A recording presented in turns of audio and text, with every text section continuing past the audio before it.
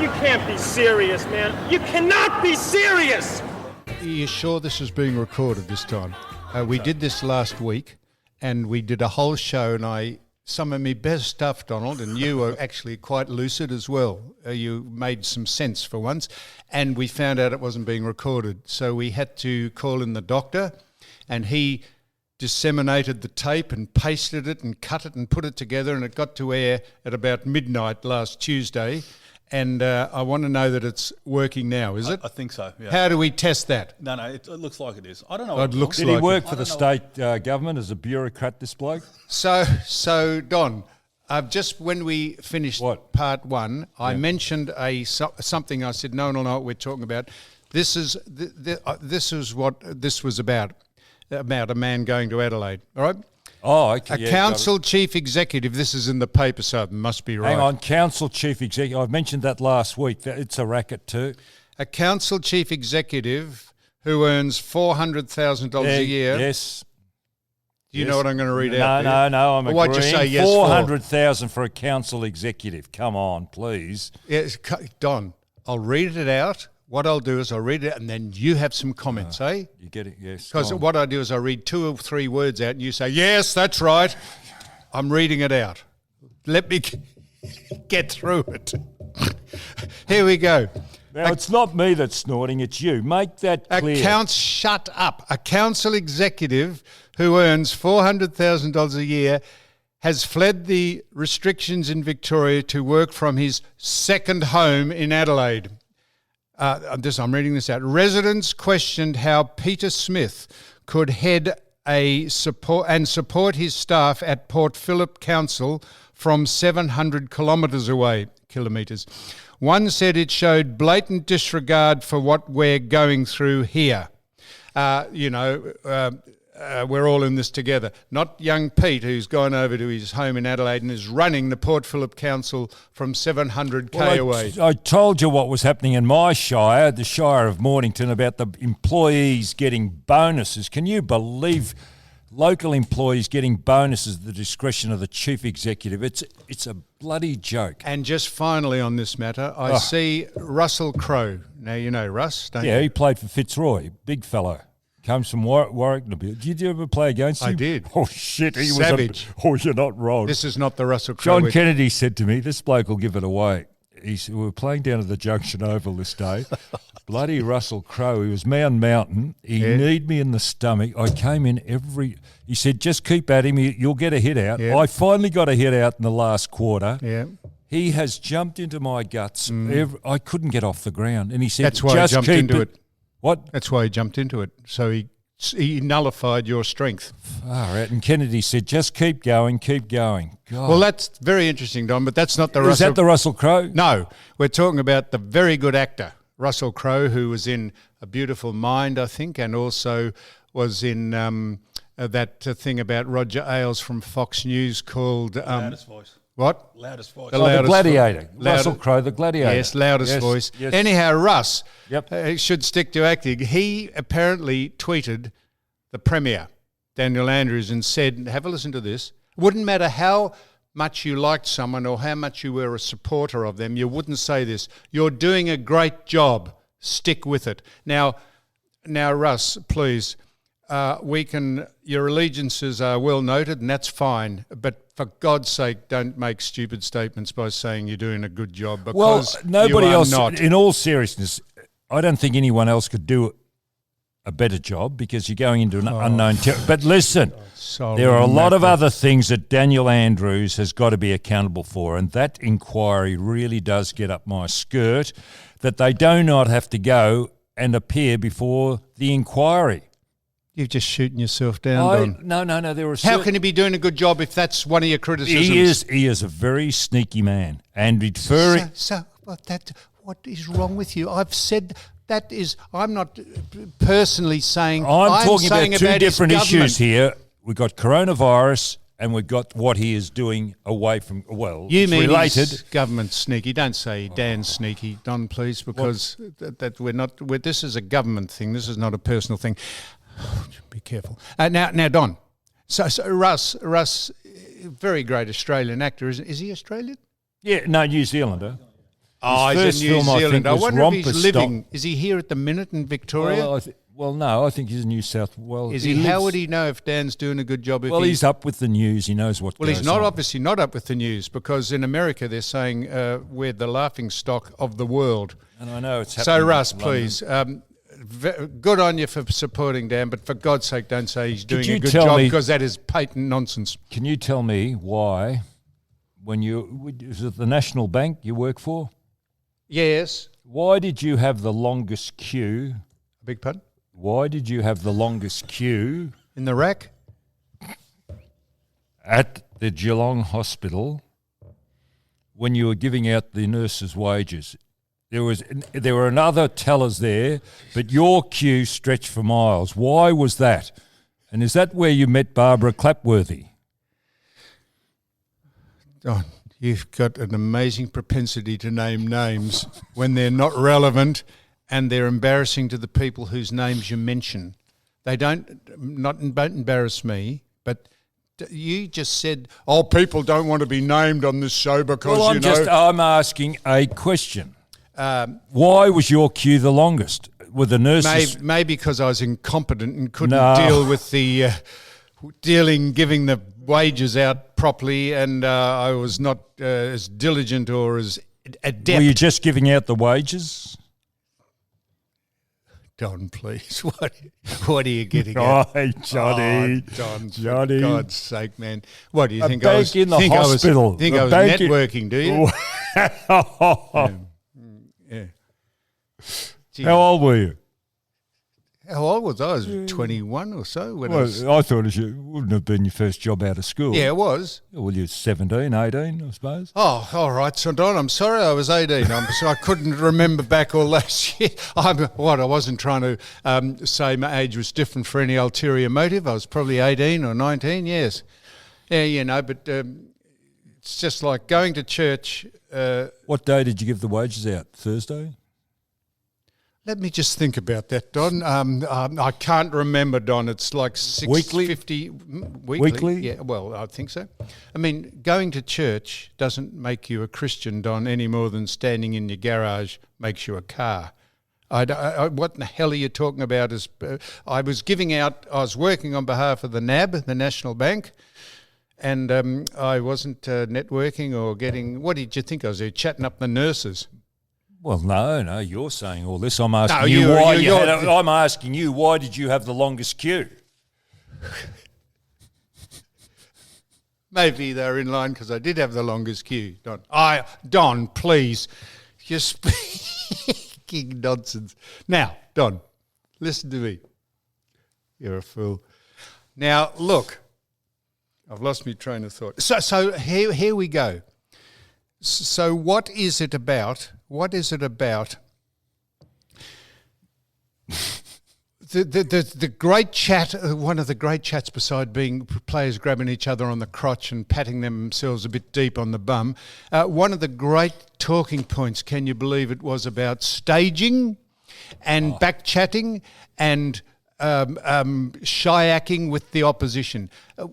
What staging? You have a bounden duty to stage on a football field, and do you know who was the final arbiter of whether you stage or not? The umpire. Of course, Don. And if you have And do you know staging started in the 50s? Remember Bob Johnson played in the forward pocket? Tassie Bob. No, not Tassie. Big wasn't- Bob Johnson. Yeah, Tassie- there was another. There's two Johnsons. I think he was Tassie Bob. No, he was. He's a very good man. He was too. I No, played no, against he was. him. One was full back. The other played Full up forward. in the forward pocket and also the ruck. In the ruck. Okay, so There was Tassie Bob and there was Bob Johnson who came, I think, so from the Murrumbina. final arbiter of whether someone stages or not is surely the purview of the umpires. If you can't tell if someone is staging, and there's plenty of people who've been fined and pulled up for staging, Why should you be fined for staging? that's because they're saying it's bringing to the Once game. upon a time, the most experienced players who knew how to play the game could stage. Do you know what you do, Don? You ask Cut you off. I talk over the No, top I of don't you. mind you cutting me off. You ask a question and then I start to give you an answer and then you just go on with another question or another statement. I'm very happy for you to cut me off, but don't ask me a question if you want me to give you an answer and then cut me off. So, Don, Don. So why would an umpire other than the AFL have to decide? If you knew anything about the game, you can tell if someone's staging. Exactly. And all the umpire has to do is say, "You are staging, my friend, and I'm reversing the free kick," and that'll be the end of it. Or you don't even pay the free kick, John. You don't give the free kick and then reverse it. You don't pay. All right, Don, you don't pay. That's fair enough. So why would the AFL think they have to immerse themselves in that? It is... You last week cut too much slack to the umpires. How hard is it to umpire? It's not hard at all, John. It is very easy to umpire. Oh, you said last week that wasn't the case. If you know anything about the game... I said the matter of interpretation is a problem. So here, this nonsensical gibberish goes on from all the football scribes about trying to be relevant by speaking about things people are interested in. Holding the ball. There's 4 ways you can be sprung or pinged for holding the ball. One of them is prior opportunity. The other is incorrect disposal. The third one is no attempt, and the other one is diving. I mean, could you make the game any more complicated? Could you not tell, if you were umpiring, Don, if someone was holding the ball and under what circumstances were they holding it? Having written all these ridiculous... People have got to justify their position, John. They've got an umpire department that does this. They analyse it full time. Some of them. It is ridiculous. They've got to justify their position. Right. So they deserve criticism. So now, what is wrong? I know there's a hue and cry now about sledging and hitting people's injured hand or knocking them when they're injured and honing in on that injured side of their body. What is going on? If you can't sledge someone without being racist or gender biased, that is being homophobic, transphobic or racist, anything after that goes, surely, Don. Surely. Can you think of any other reason? Well, I think when we play... religion, yes. No, thank you. Religion, yep. You draw the line, but yeah, we used to... Well, I used it. I used sledging. And of course. What is wrong with that? It's because actually you quite get into humorous. the head of the opposition. If you can find out his Achilles heel and you use it.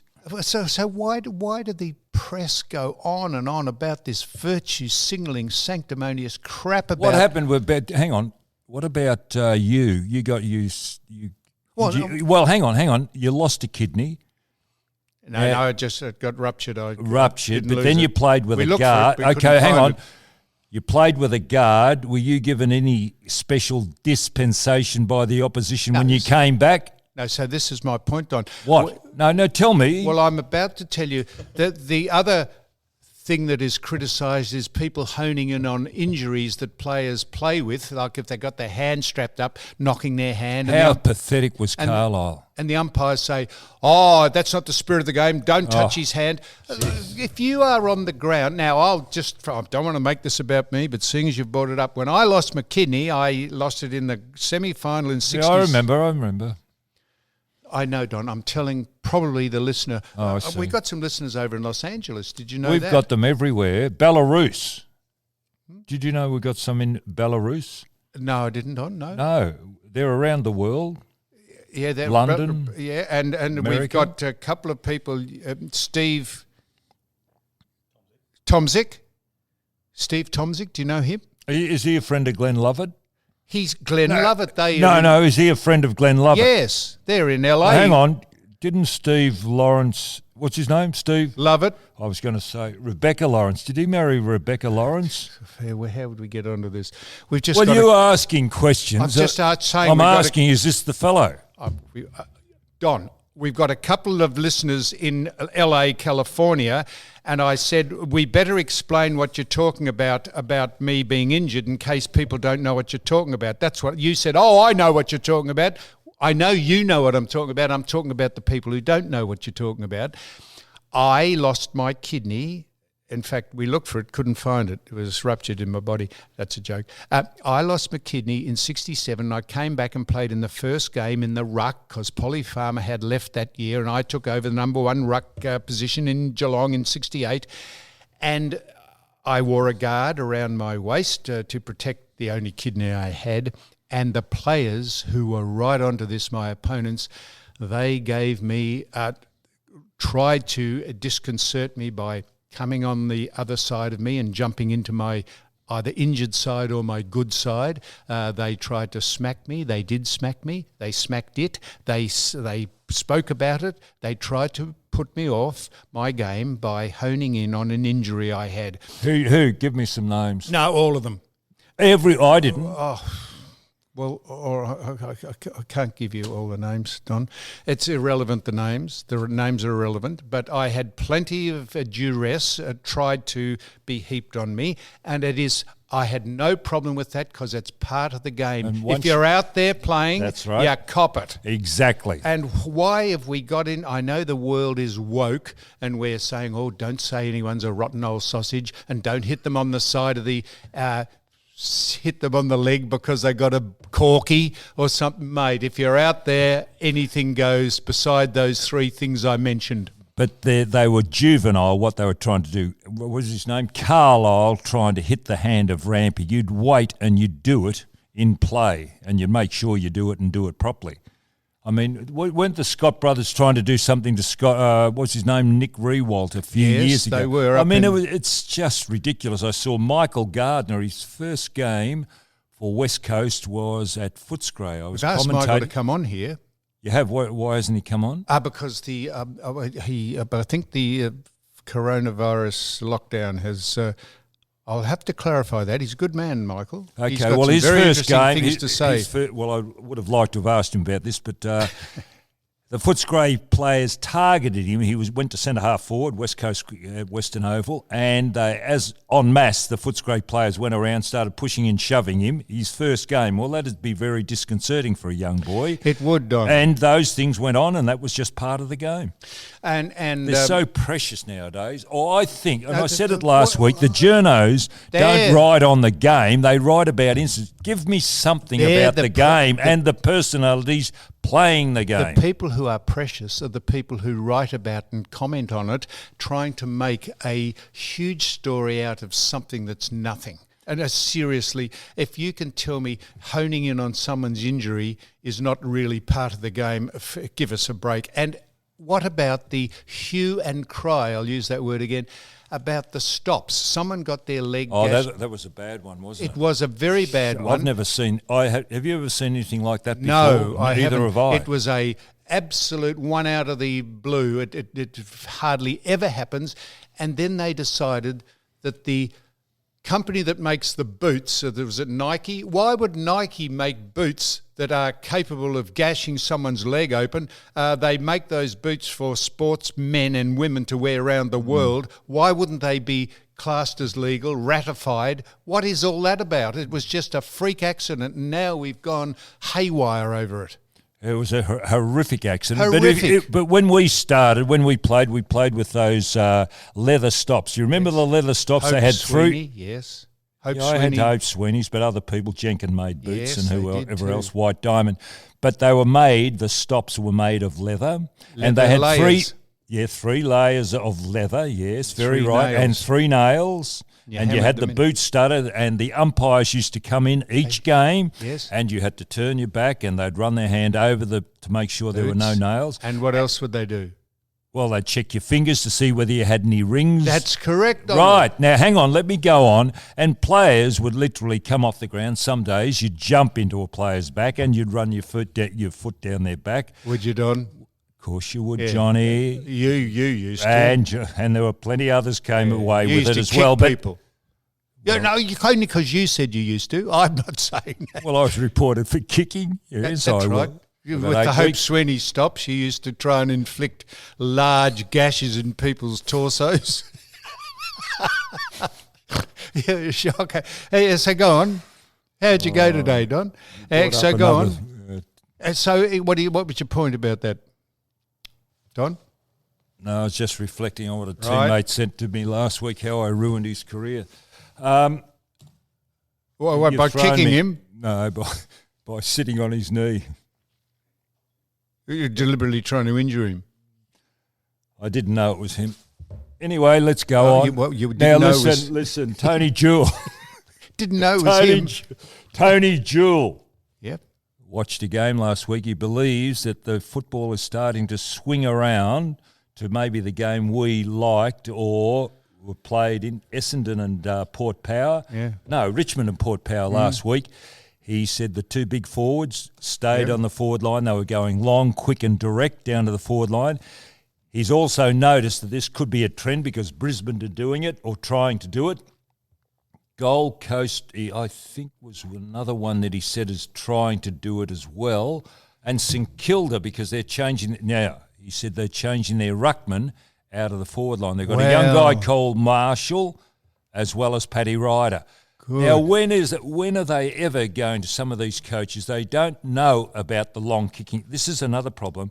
Coaches nowadays don't know about the long kicking game that used to exist, and maybe there could be a trend back. They should go back and have a look at some old tapes and see how the game could be played, or let's just take it a bit Couldn't further. agree with you more, Donald. And when the game does start to swing back, give us a call and I'll start watching it again. So will I. I'd rather watch the netball. Yeah, would you? I would. I seriously love watching the netball. I've told you that. What is it? What is it about the rules or No, the the pace athleticism, of the game or the athleticism, the- and the the- way these the- girls go hard at it all the time. It's on. And they're very aesthetically pleasing. No, Don? no, I'm not interested in that. I'm just No, no, amazed at their I see. skill, the way they can It's pass still all the right ball. to be pleased by people's aesthetic appeal, men or women. You know, it's all right to say that person looks good, whether it's a man or a woman. No, I don't watch it for that reason. I just Don't think you? I think they're very But skilled. you keep the injection on hand just in case something fizzes you up while you're watching and you think, I'll go for the injection here and I'll just bang a bit of product into me snag and maybe just enjoy it in the confines of my own living room. You idiot. Now, Don, did you see? Now, I want you to comment on this. Connor McKenna. He stood out of, or he was not picked in one of the Essendon games due to homesickness. Did you see that? He came back from Ireland. I understand. and He went back. He went to Ireland in and coronavirus. he stood out of a game, or he was not selected due to. I've heard of a lot of injury or suspension or illness, but this was homesickness.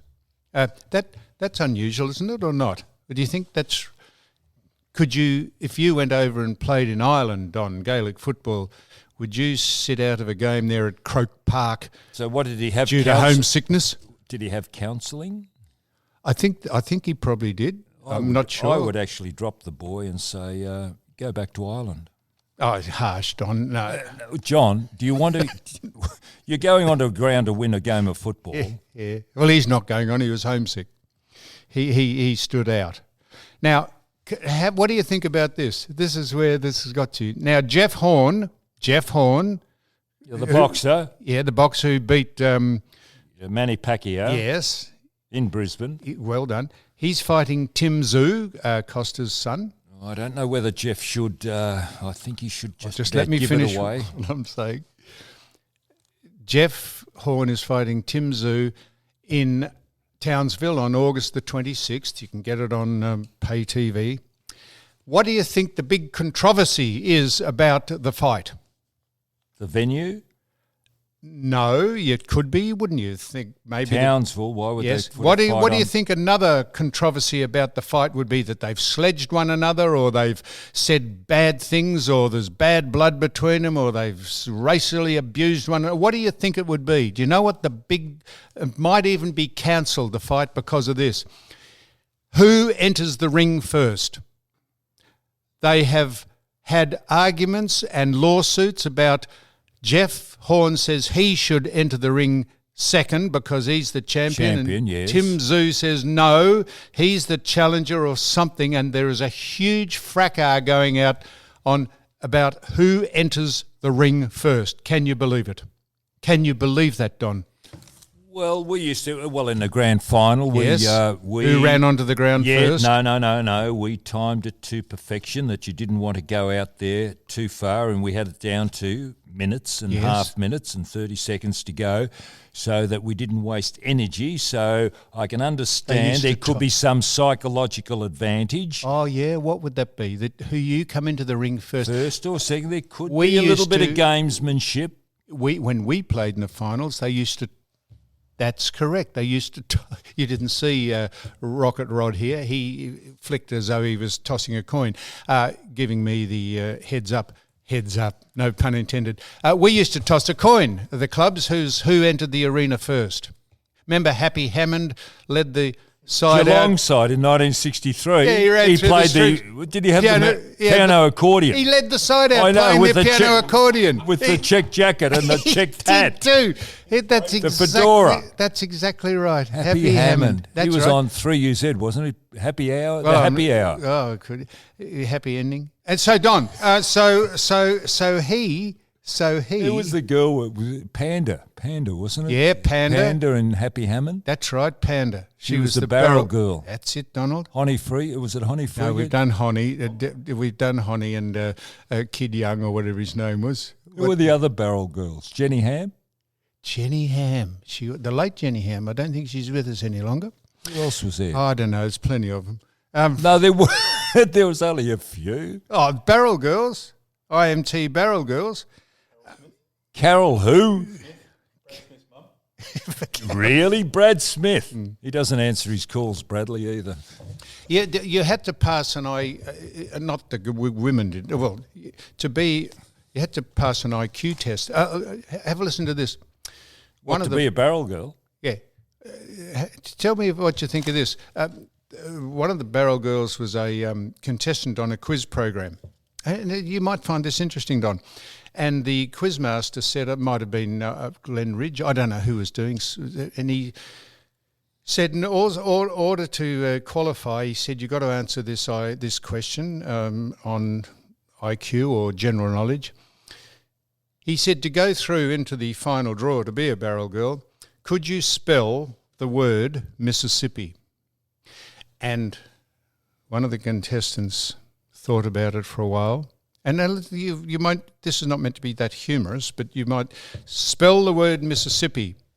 And they thought about it, this girl thought about it for a while, and she said, would that be the river or the state? And the person asking the question said, what, the Mississippi River or the state of Mississippi? Would there be a difference between those two spellings? Which is a reasonable question, because it was, would it be the river or the state? And he said, would there be a difference? And the girl said, well, in fact, if I know, would there be a difference? And he said, well, I'm not sure. You can go through and be a final contestant for the Barrel Girl. So I thought that's an interesting thing. If you were asked a question how to spell Mississippi, would you say, what, do you want to know, the river or the state? Would you think there's a difference, Don? There's no difference. That's the point of it, Donald. That's the point of it. So here's the next thing that what was the point of that? Well, shows how what? Not necessarily the Barrel Girls, but anyone being asked that question, would you actually have to ask that? That would probably eliminate you from any further progress in getting through to the final if you had to ask that question. Now, I watched the Formula One Grand Prix on the weekend in Britain. Where? Britain. Was it Silverstone, I think? And they finally It'd be got like it. watching paint dry. It was too. It's so boring. Oh, you say, why do you watch it? Because you think one day you hope those You're two. hoping someone's going to have a crash. I'm hoping the two Mercedes cars won't just bolt from the start and only due to the tyres blowing up or them stuffing up a pit stop. That's the only reason it becomes competitive. So I was watching the F1 and they finally got it right. They now allow, and this is reason I'm mentioning this is because I hope it spreads, not around the world, but I hope it spreads to this country before it even starts. They have a Black Lives Matter protest, which is fine because we're all into Black Lives Matter as long as every Black Lives Matter. not every Black Lives Matter, not just the ones that people have a political agenda about, but they had a protest about that. So some of them kneel and some of them stand and some of them wear the T-shirts, Black Lives Matter. And then when they've got that out of the way, that little protest, they then are required to stand for the national anthem. So you can have the Black Lives Matter protest for a start. If you've got some political bent that you're on about, that's fine. And you can either join it or not join it. They give them the option. And then they say, right, thank you, that's over, like a minute or 30 seconds. Now would we all stand for the national anthem? And no one then kneels for the national anthem. Do you think that's a reasonable compromise? So did you watch the start of the race? Did you watch Yes. this? Now, so what was the participation rate in the Black Lives Matter kneeling? Were there people who didn't kneel? Yes, there were, but some of them wore the T-shirts. So they saying it's up to you, and they have a message that comes on. They have a message about unity and inclusion. It should include everybody. It does, and every driver, everybody matters. If you said all lives matter, Don, you'd be run out of the United States. It's only Black Lives Matter is what they're on about. So they play an advertisement which all the drivers are part of, and they say, quite rightly so, we are into inclusion and not against racism and all that, and they all are part of the ad that is played before the Grand Prix. And then if you wish to kneel and stand or whatever you do, and then you all stand for the national anthem. So let's hope that becomes a precursor for when any country's national anthem is played, at least we stand for it, or the players stand for it. And if they want to do a protest, they either do it before or after, but not during the country's national anthem. Would that be a reasonable compromise? Because, you see, all Black lives don't matter, because there's a man called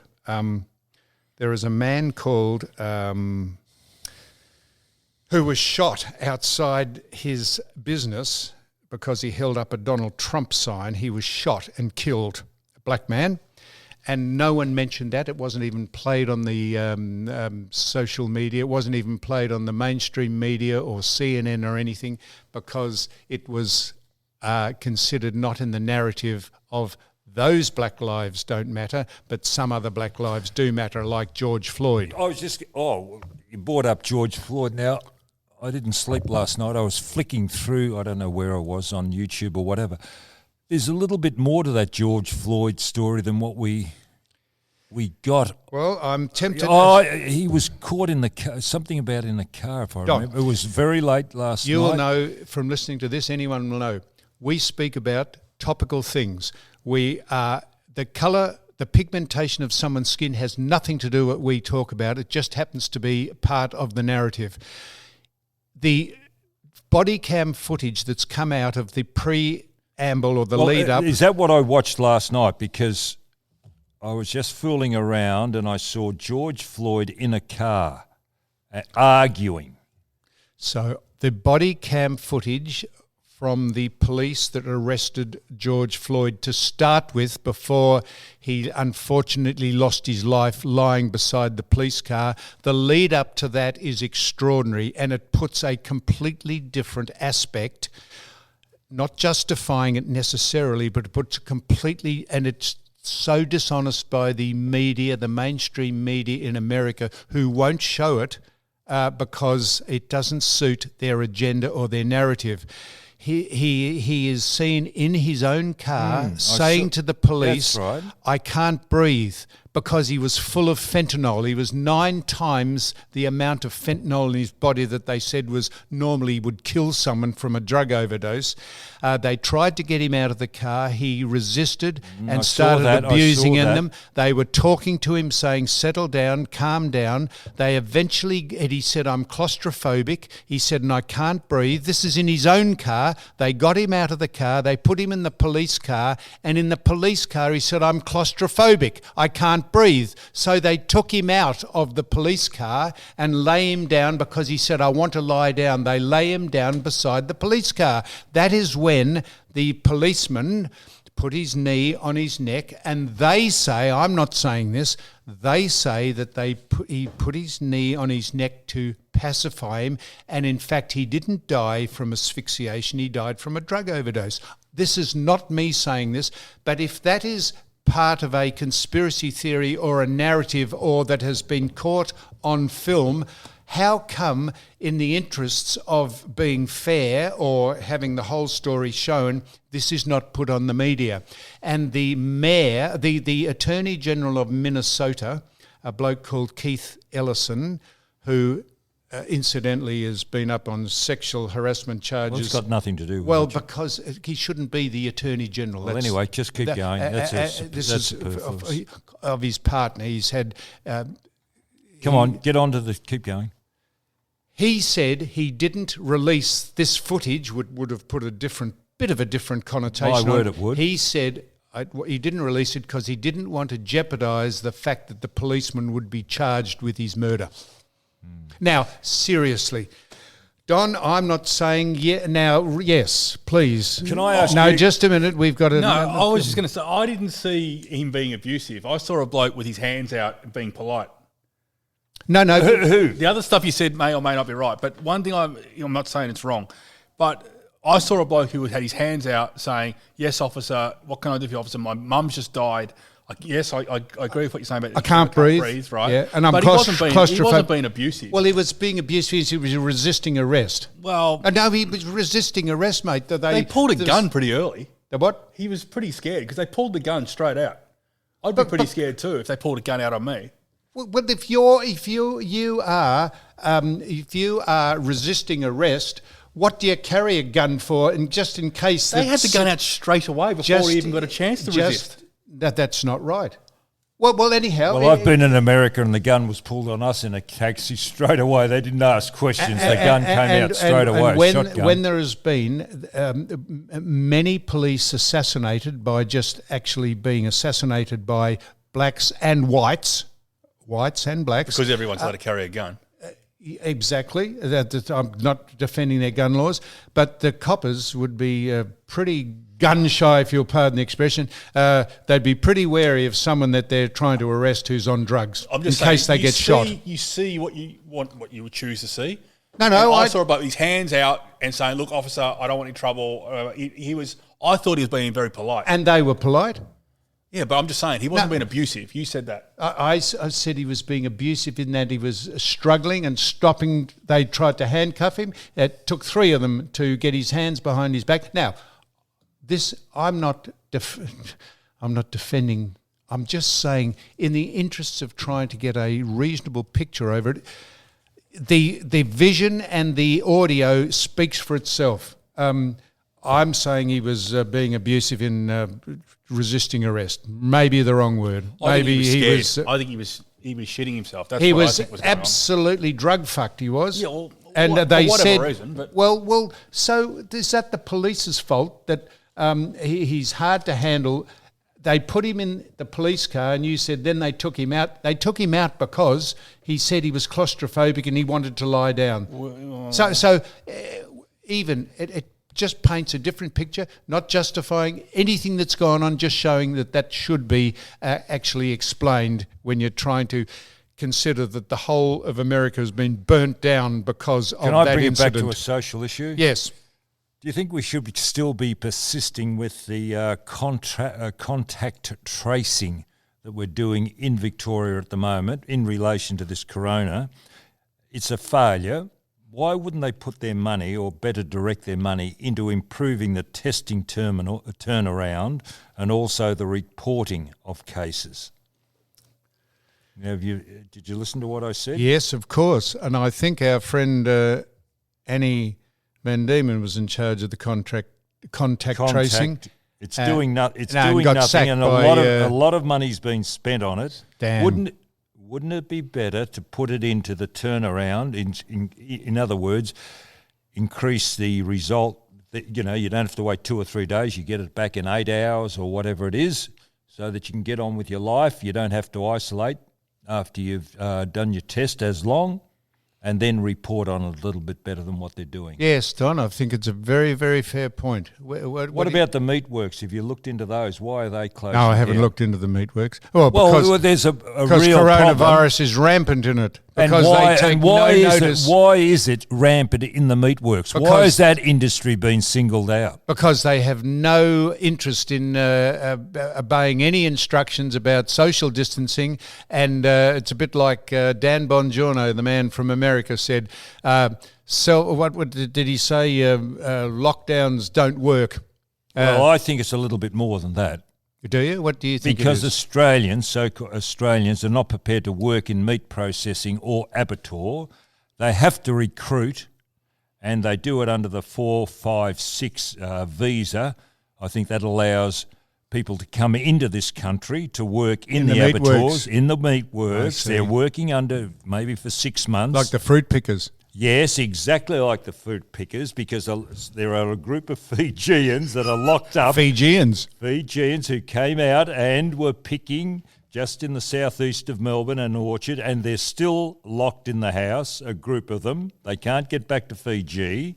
No, they couldn't. They couldn't because Is this of the racial virus. profiling, Donald? Well, I'm just saying why Australians can't get out and work. We've got to import labour because Australians think some jobs are below them. And what happens with the people that come from Asia working in, they then live together. Maybe socially, some jobs. they work together and they live together. Maybe some jobs are below them because they get paid too much not to work. That is my point, that Is the it? welfare in Australia is not. It should be really looked into. Entitlement and Benefit Society, Donald. Beg your pardon? The Entitlement and Benefit Society, where your taxes go. Do you pay taxes? Yes. Oh, yes. Good. So what's that got to do with? Well, that's where your money goes to the Well, government exactly to right. pay And people I not to hope work. you hope out of this coronavirus, a few things happen. We get rid of state governments, and we also really start and police the welfare system, because people do not want to work. You can live on the welfare system. You can combine incomes, and there are numbers of people living in one residence. And when you pool your resources, you don't have to work when you're on welfare. And it's going down to third generation on welfare in around Cranbourne too. There's an area that is rampant with regard to welfare. You're a font of knowledge, Donald. No, not a font of knowledge. I'm just stating that I'm starting to get really pissed off with the government and the way it is run. Well, I see. So when I say, Donald, I'm getting frustrated, but I think there is a way to solve this. We've got bureaucrats who've got no imagination. So when I say the government is about as incompetent as your wording is wrong. I don't like the word corrupt. Oh, don't you? No. Well, I'll get the definition of it. No, please don't. We won't. You love doing this. All right. Well, then I don't like the word. They're not honest. No, Dishonest. it needs a bit of a shake Sneaky. up. I'd try and solicit ex-businessmen who've made a go in their own field, come in and advise, and let's get this country on the way. I have heard nothing federally as what we're going to do moving forward. Federally? Federally. Oh, federally, yeah. I thought you said... You are a smart ass. You've heard nothing federally. Well... The Federick government is Federically going well. Now, you give me the shit.